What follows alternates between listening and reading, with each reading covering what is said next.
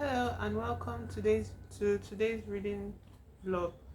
Um, Last time we stopped at Malcolm's house being raised to ashes, by a fire that they managed to escape. I mean, Malcolm and Ian, because Ian just felt uneasy after giving a bit of quick search or deconnoiter. That was what we learned last week. He did a quick deconnoiter of the house and felt okay, this place is not safe. And so they went to spend it at the inn. And when they woke up the following day, they came back to the house to find, all sorts of emergency services there because the house had been razed to ashes. So that's where we are. And that was the end of chapter 6. So now we're starting chapter 7 this week. Hopefully we're able to do 2 chapters, but if not, it's okay. We're not rushing anywhere. Chapter 7. Our appearance on the scene had been a shock to the assembled forces, but a welcome one. They had been searching for our remains in the rubble. The explosion had happened at 4:30 in the morning, the warmth and reverberation of it waking half the village, the shock waves breaking windows and setting dogs howling. The front wall of the hall had been blown out flat onto the drive, and the center part of the upper story had collapsed into the hall. "I'm afraid it's worse at the back," a policeman said phlegmatically. "Perhaps you'd come round there, sir." Malcolm nodded mechanically.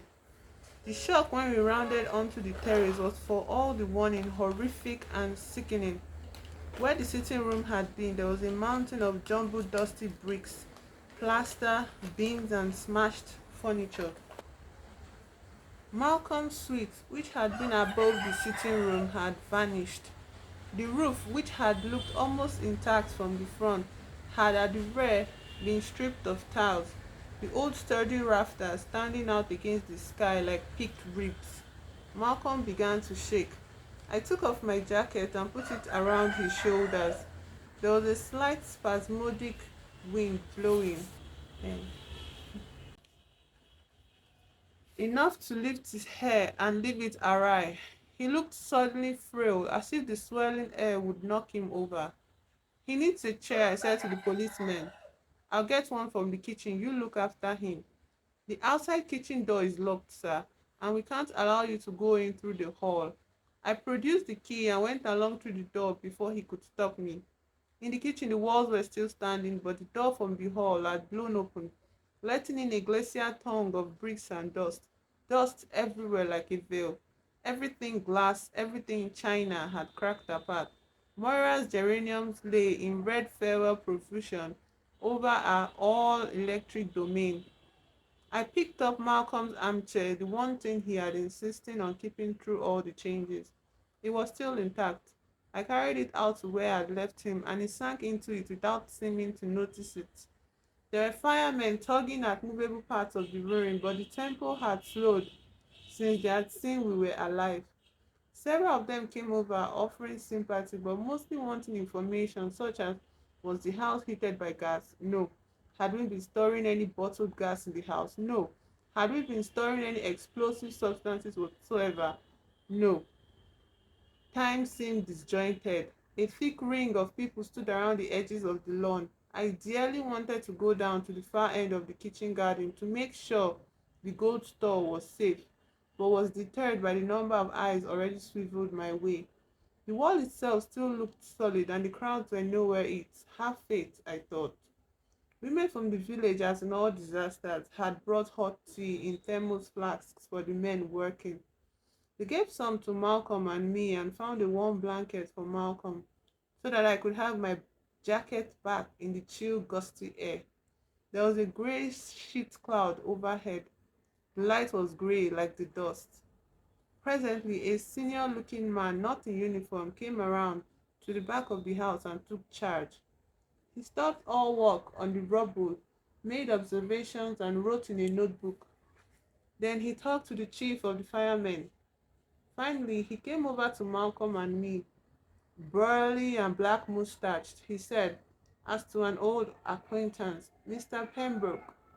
Malcolm similarly said Superintendent Yale, and everyone could hear the shake he couldn't keep out of his voice. And you, sir? The superintendent asked me. Ian Pembroke. He pursed his mouth below the mustache, considering me. He was the man I had spoken to on the telephone about our case. Where were you last night, sir? With my father in London, I said. We've just returned. He said non-committally. We will have to call in explosive experts, as the damage here, in the absence of any gas, seems to have been caused by an explosive device. I can see you are both shocked, he continued unemotionally. It's clearly impossible to talk here, so I suggest you come to the police station. What about the house? I said. It's open to the four winds. We'll keep a patrol here. If you give instructions, we'll suggest someone to board up the windows and we'll contact a construction firm with a tarpaulin large enough for the roof. Send me the bill, Malcolm said limply. A funeral for Quantum, I thought. Coffin windows, power roof. Would Malcolm have had the stamina to rebuild and live there? He stood up, still shaking, the blankets clutched around him, looking infinitely older than his years. Slowly, Malcolm, the superintendent, and I made our way out into the front drive. The front garden was full of people, one young constable trying vainly to hold them back. A bunch in the front of the rest started running in our direction as soon as we appeared, and with a feeling of unreality, I saw they were Ferdinand, Gervais, Alicia, Berenice, Vivian, Donald, Helen. I lost count. Malcolm, Gervais said loudly, coming to a halt in front of us so that we too had to stop. You're alive. Malcolm had no chance of answering as the others set up a clamor of questions. Vivian said, I heard from the village that Quantum had blown up and you were both dead. So did I, Alicia said. I came at once after I told Gervais and the others, of course. She looked deeply shocked, but then they all did, no doubt suffering from the double upset of misinformation. More figures pushed through the crowd, horror opening their mouths. Lucy, Edwin, and Serena, running, stumbling, looking attentively from the wounded house to me and Malcolm. Lucy was crying, You're alive, you're alive. Serena was swaying, pale as pale. Ferdinand put an arm around her and hugged her. It's all right, girl. You're not dead after all. I don't feel well, she said faintly. What happened? Too soon to say for certain, Gervais said assertively, but I'd say one can't rule out a bomb. They repudiated the word, shaking their heads. Bombs were for wars, for wicked schemes in airplanes, for cold-hearted terrorists, for other people. Bombs went for a house surrounded by quiet green fields lived in by an ordinary family. Except that we weren't an ordinary family. Ordinary families didn't have fifth wives murdered while planting geraniums. Surely it was an accident, Serena put in, very upset. Ferdinand still had his arm around her. Face facts, girl. He hesitated, looking at me. Vivian and Alicia told everyone you were both living here again, so how come you escaped? We went to London for a night out and stayed there, I said. Very lucky, Donald said heartily, and Helen, who stood at his elbow, nodded a shade too enthusiastically. Malcolm was growing tired of them. Not one had hugged him, kissed him, or made warm gestures over his survival. The family obviously could have accommodated his death easily, murmuring regret at his graveside, but looking forward also to a safely affluent future. Malcolm dead could spend no more. Let's go, he said to the superintendent. I'm cold. The superintendent, Malcolm, and I began to move towards the entrance, but we had only gone halfway when Joyce pushed through the crowd. Her face went white when she saw us, and she swayed as Serena had done. I caught her before she fell. It's all right, I said, holding her. We're both fine. She put her face against my jacket and cried with a few deep gulps, then pushed herself off determinedly, found a tissue, and blew her nose. Well, darling, she said, as you are alive, what the hell's been going on? She looked behind Malcolm and me, and her eyes widened. The whole tribe came, the whole tribe come to the wake. To Malcolm, she said, you've the luck of the devil. Malcolm grinned at her, a distinct sign of revival. The three ex-wives eyed one another warily, and Joyce said, Malcolm can come and stay with me. Certainly not, Alicia said instantly, clearly alarmed. You can take your precious Ian. Malcolm can go with my Gervais. I won't have it, Vivian said sharply. If Malcolm's going anywhere, it's fitting he should stay with Donald, his eldest son. Malcolm looked as if he didn't know whether to laugh or scream. I'll go where I want to, he said flatly, and with Ian. I collected a battery of baleful glares. It isn't fair, Serena said plaintively. Ian gets everything always. I think it's beastly. It's all said to Joyce. It's all said to Joyce said with a hint of maternal smugness. I want to see just how bad the damage is to the house. She looked at me briefly. Come along, darling, you can show me. I felt rebellious, tried to smother it and sought for a different solution. You can all come, I said to them. The superintendent had listened quietly. He nodded briefly as everyone slowly moved around to the rear. The extent and violence of the damage there silenced the group. All mouths gaped. In all eyes, horrified awe. The chief fireman came over and with a certain professional relish began to point out the fact. This is a good, strong old house, which I reckon is why so much of it is still standing. The blast traveled outward, front and back, from a point near the center of the main upper story. Two thick walls stopped the blast traveling sideways. He looked directly at Malcolm. I've seen a lot of wrecked buildings, sir, and I'd say that although this house got a good shaking, you could think of rebuilding it. Thank you, said Malcolm faintly. The fireman turned to the superintendent. We've done as much as we can here. All right, if we shove off now. The superintendent, agreeing, stepped aside with him in private consultation, and the family began to come back from suspended animation as the press, newly arrived, approached with insistent questions. Only Gervais seemed to find those tolerable and did all the answering.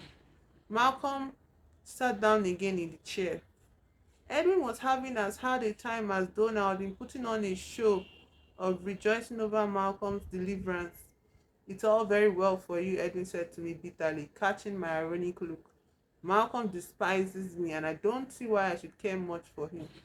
Of course, I wouldn't wish him dead, but well, if it had happened, I could have faced it. I almost laughed. Bully for you, Edwin, I said. I could have faced your death too, he said stuffily. Oh well, I thought. I asked for that. How much do you know about bombs? I asked. That's a ridiculous question, he said, and walked off. I reflected that Norman West had reported Edwin as spending an hour most days in the public library.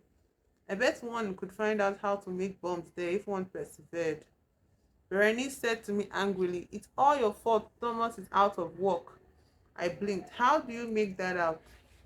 He's been so worried about Malcolm's behavior that he couldn't concentrate and he made mistakes. He said you could get Malcolm to help us, but of course I tell him you won't. Why should you? You're Malcolm's pet. Where's Thomas? I asked. Berenice shrugged. Dear Thomas went out early on one of his useless job hunting missions. Vivian telephoned after he had left. Berenice was older than Thomas and had married him when she was well over 30. At that time, she was a moderately attractive woman lit up by happiness. 10 years and two daughters later, Berenice had put on weight and outer sophistication and lost whatever illusion she had had about marriage. I'd long to suppose it was basic disappointment that had made her so destructive of Thomas, but hadn't bothered to wonder about the cause of it. Time I did, I thought. Time I understood the whole lot of them. Because perhaps in that way I might come to know who could and who couldn't murder. to listen to what they said and didn't say, to learn what they could control and what they couldn't. I knew that only someone in the family itself could go that route. Norman West and Superintendent Yale could dig into the facts. I would dig into the people. And the problem with that, I thought, was that the people would do anything to keep me out. I was filled with a sense of urgency and foreboding. We had taken to staring in disbelief at Quantum again when Malcolm's dogs came bounding across the grass towards him. After them came Arthur Pembroke with a face of consternation and concern that lightened considerably when he saw us. "Sir, you're alive," he said to Malcolm, panting. I explained about our going to London and asked him what time he had gone home the previous day. 4 o'clock, same as always. Say 3:40 then. About then. He was beginning to get his breath back. "Did you go into the house at any time during the day?" I asked. He switched his gaze from me to the ruins and back again and sounded aggrieved. "No, I didn't. You've been locking the place like it's a fortress and I didn't have a key." I said placatingly, "It's just that someone got in." "Not me." He was slightly mollified. "I was working in the kitchen garden all day and I had two dogs. I had the two dogs besides." Malcolm said, "Arthur, could you keep the dogs with you for another day or two?" "Yes, I." He looked helplessly at the rubble spilling out onto the lawn. "What do you want me to do about the garden?" "Just carry on," Malcolm said. "Keep it tidy." The family had by this time divided into two large clumps, Vivian's and Alicia's, with Joyce and me hovering between them. The superintendent went from group to group asking everyone to adjourn to the police station. "As you are all here," he was saying, "we may as well take your statement straight away." "Statement?" Gervais said, eyebrows rising. "Your movement yesterday and last night, sir." "Good Lord," Gervais said, "it's preposterous. You don't think any of us would have done this, do you?" "That's what we have to find out." None of the others said anything then, not even Joyce. The family packed into the three police cars standing in the front drive and drove off towards the still congested road outside. Malcolm and I somehow arrived at the modern police station first. The superintendent ushered us into his office. He looked at us broodingly from behind a large desk. He cleared his throat. Finally, he said to Malcolm, "All right, you don't have to say it. I do not believe you would blow up your own house just to make me believe that someone is trying to kill you." There was a long pause. "That being so," he said, "we must take the attack in the garage more seriously, and we will redouble our efforts to find Pembroke's killer." Malcolm stirred. "I would be dead twice over if it weren't for Ian. He told Yale about the car roaring at us at Newmarket." "Why didn't you report this, sir?" Yale said, frowning. "Why do you think? I was tired of being disbelieved." And last night, Yale asked. Malcolm told him about our day at the Cheltenham races and about Quantum's inner doors. I wanted to sleep in my own bed. Ian absolutely wouldn't have it and drove us to London. Yo looked at me steadily. "Did you have a premonition?" "No, I was just frightened," I said. "I believe absolutely in my father's extreme danger. We've been moving around, letting no one know where to find us until this week." Yale thought it over. "The time frame we're looking at with respect to the house is between 3:40 p.m. when the gardener went home and 10:30 p.m. when you returned from Cheltenham." He pursed his lips. "If you hadn't stayed out to dinner as you said you did, what time would you have been home?" "About 6:30, Malcolm said. He enjoyed having Yale believe him at last and seemed to be feeling expansive. "Ian thinks that I was probably knocked out just outside the kitchen door that Friday and that I was carried from there straight into the garage, not dragged. And I was someone the dogs knew as they didn't bark. And about the fingerprint, he repeated what I had said about fireman's lift." A policewoman came in and said, looking harassed, that she didn't know where to put the rest of the Pembroke family. Yo told her to show them to his office. When the whole troop was suitably enthroned, he looked around and counted us all. 13. Who's missing? He asked. He got various answers. My wife Debs, Thomas my husband, Ursula of course. Very well, Yale said. Now I'll ask you all to answer certain questions. I'll have my personnel write down your answers. The questions are: what were you doing yesterday between 3 in the afternoon and midnight before Quantum was destroyed? What were you doing a week last Tuesday between the same hours when a car drove at Malcolm and Ian at Newmarket? And what were you doing 2 weeks ago today, Friday, also between 3 p.m. and midnight when Malcolm was gassed in his car? Edwin said crossly. It's too much to go over again. We've already answered most of those questions for that man West. Dreadful little man, Serena said. The others nodded. Yeo looked blank. Who is West? Fellow I hired, Malcolm said, to find out who was trying to kill me, as the police weren't getting anywhere. Yeo's composure remained more or less intact. That's all for now, he said, rising to his feet. My staff will take your statement in the interview rooms, and Mr. Pembroke Sr., will you stay here for a moment? And Mr. Ian Pembroke also. Yeo managed to shovel them all out, and when the door was closed, I said, I'm taking my father out of here. Malcolm gave me a blue glare. The house, he began. If Superintendent Yeo will have a police car take you to the railway station, I'll stay here and see to the house, I said. Well, where will you be? Yeo asked Malcolm. Don't answer, I said brusquely. Malcolm looked at me again, then at the superintendent. Ian will know where I am. If he doesn't want to tell you, he won't. Come on, I said, we're wasting time. Malcolm stood up and Superintendent Yeo followed us out of his office. He detailed a driver to transport Malcolm.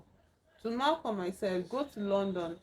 Go to where we were last night. Use the same name. Don't telephone anyone. Don't, for mercy's sake, let anyone know where you are. You're bloody arrogant.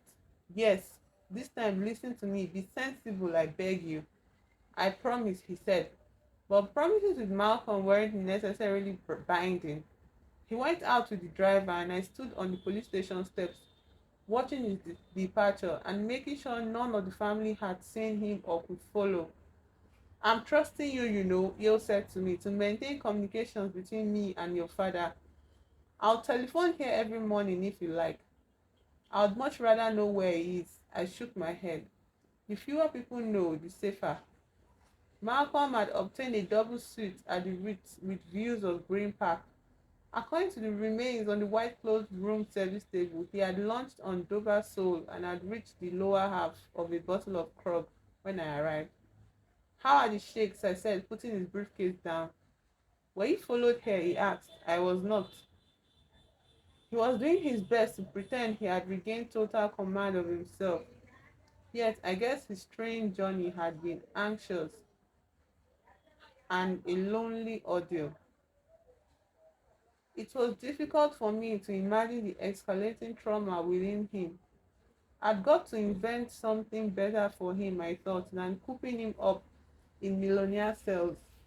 Make him safe, give him back his lightheartedness, set him free. How about if you go to America tomorrow? I said. Tomorrow? How can I? I'll take you safely to Heathrow and see you off. That's not what I meant. No, I said. Well, the Breeders' Cup races are 3 weeks tomorrow at Santa Anita. Why don't we phone Ramsey Osborne and Blue Clancy's trainer? Why don't you fly to Los Angeles tomorrow and have a fine old time at the races for 3 weeks? You can stay where the Breeders' Cup organizers do at the Beverly Wilshire Hotel. Forget Quantum, forget the family. They won't know where you are and they will never find you. I stopped only for a fraction of a breath. On the Tuesday after the Breeders' Cup, they are running the Melbourne Cup in Melbourne, Australia. That's their biggest race. I'll join you later and I'll go on minding your back if you still want me to. He had listened at first with apathy, but by the end he was smiling. Better than rotting at the Ritz, he announced. Great, I said. get out the phone numbers. It was soon settled. Blue Clancy would go over for the Breeders' Cup as long as he was fit. Ramsey Osborne, booming away in Stamford, Connecticut, promised introductions galore. Why didn't Malcolm stop off at Lexington, Kentucky on the way and feast his eyes on some real blood stock? Ramsey had some very good friends in Lexington, Dave and Sally Kanda, who would be delighted to have Malcolm stay with them. Ramsey would fly down there on Sunday. Malcolm had revitalized remarkably. We went at once by taxi to get American and Australian visas for him, and on the way back stopped in Piccadilly to shop for replacement clothes and suitcases. We made plans about telephone calls. Malcolm was not to phone me, I would phone him. We dined in good spirits, the dreadful morning overlaid.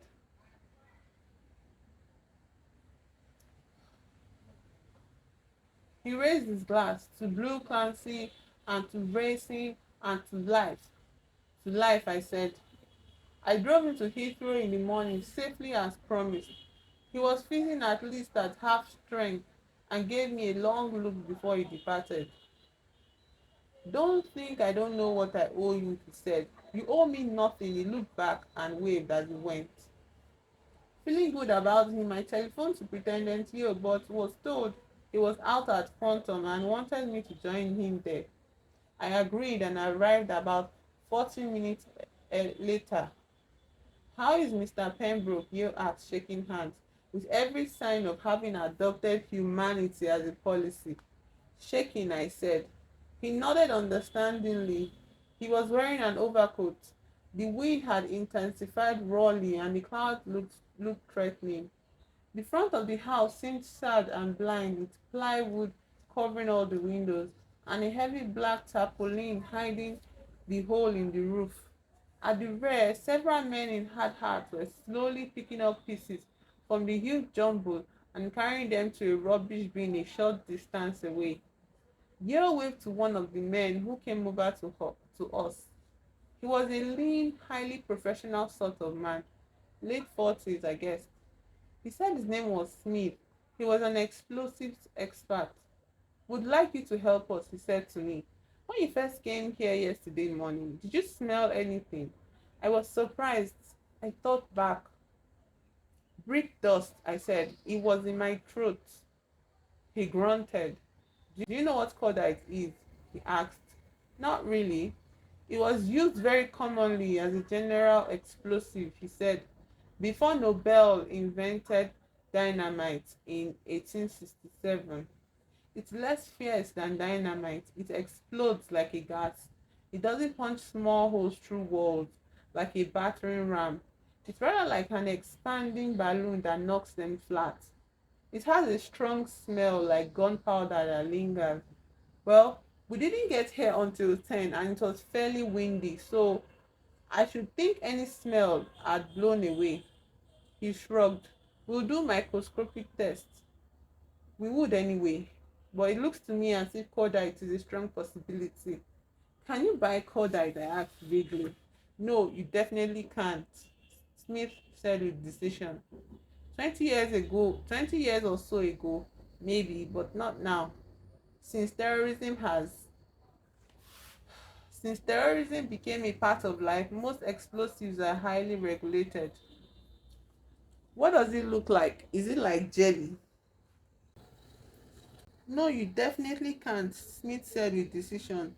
20 years or so ago, maybe, but not now.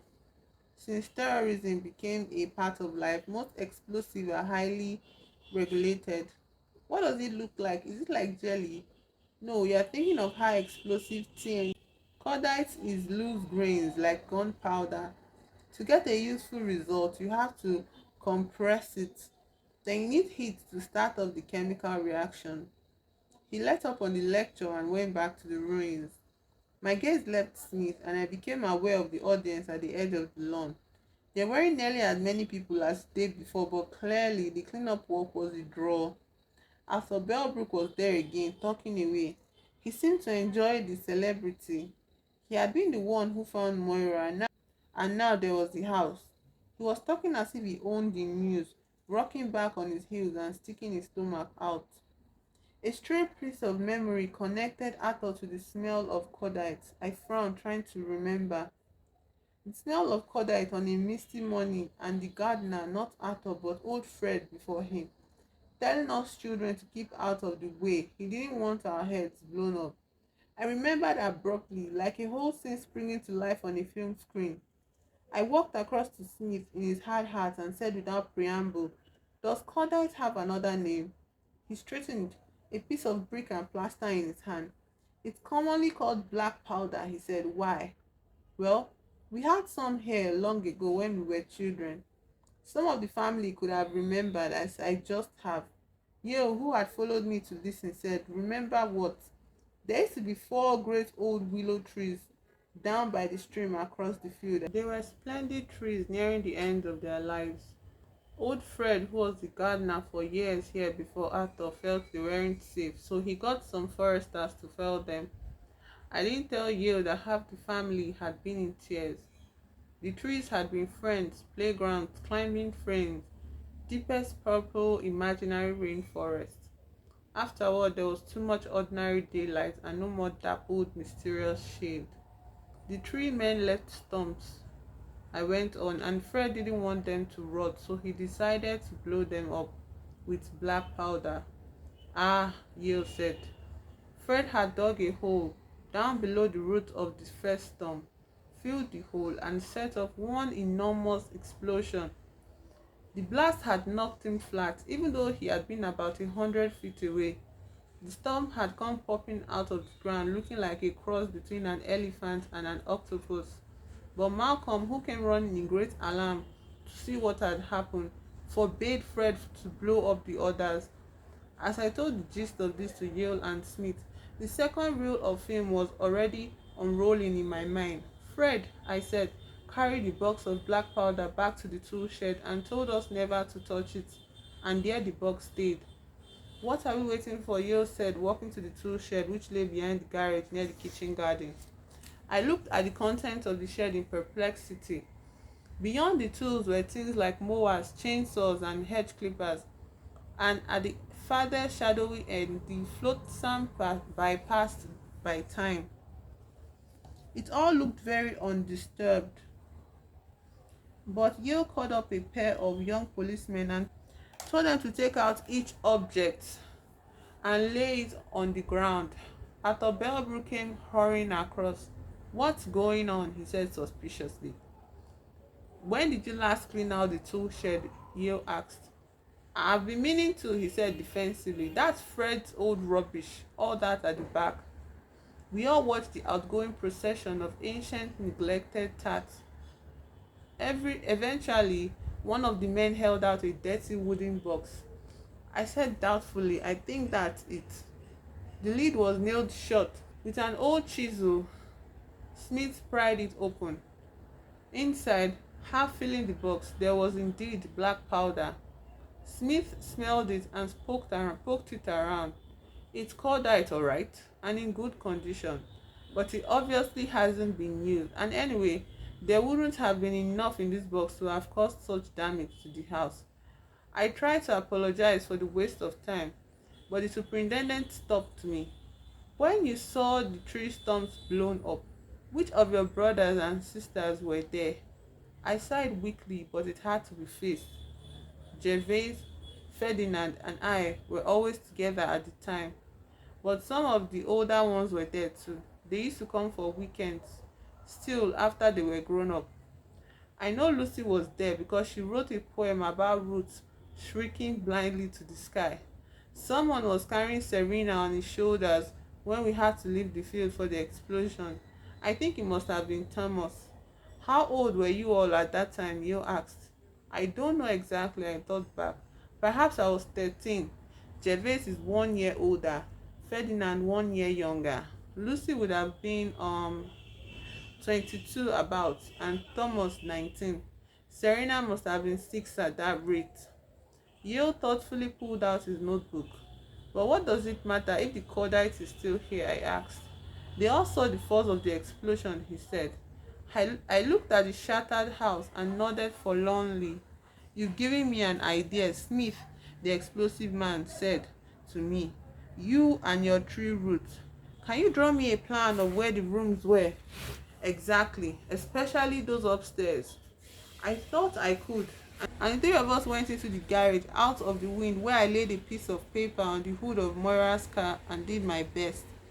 The sitting room stretched all the way between the two thick walls, as you know, I said, about 30 feet. Above that, I sketched. There was my room, about 8 feet wide, 12 deep. Malcolm's bedroom came next, and then his bathroom. His whole suite would have been about 22 feet wide, facing the garden, by about 17 or 18 feet deep. A big house, Smith commented. He borrowed my pen and did some calculations and frowned. Where exactly was your father's bed? I drew it in. The bed was against the wall between his room and the large landing over the hall. Smith considered the plan for some time and then said, I think the charge here was placed centrally. Did your father by any chance have a chest or anything at the foot of his bed? Yes, he did, I said, surprised. A long box with a padded top for a seat. He kept his tennis things in it when he used to play. Then I think that would be where the explosion occurred. Smith borrowed the pen again and looked undecided finally. What's the matter? I asked. Well, because of your tree roots, I was thinking of an explosive that farmers use sometimes that is safer than cordite. You can buy the ingredients anywhere and mix it yourself, but it's not so easy to get the detonators to set it off. It sounds extraordinary, I said. What is it? Fertilizer and diesel oil, Smith said. What? I sounded disappointed and Smith smiled. As far as I remember, it's 16 parts fertilizer to 1 part oil. Dead simple. The problem is you need a good deal of it to do the damage we have here. I mean, he did some more calculations. At least 25 kilos of explosive. That's heavy, I said blankly. Yes, a large suitcase full. People often think a small amount of explosive will do a tremendous lot of damage, but it doesn't. What sets it off then? I asked. Ah, it smiled the professional smile that wasn't about to give away its secrets. Let's just say fulminate of mercury plus heat. ANFO, ANFO, won't explode on its own. What's ANFO? I interrupted. An acronym for the chemical compound. You stick into it a package of something that explodes fast, the detonator in fact. Then you hit the detonating substance with a burning fuse or by an electrical circuit, which can be achieved by batteries. The heat sets off the detonator detonates the handful. Bingo! At 4:30 in the morning, I said. It would probably be a time bomb, wouldn't it?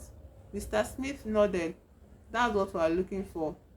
If it was an alarm clock, for instance, we'll probably find the pieces. We usually do if we look hard enough. I've come to the end of chapter 7.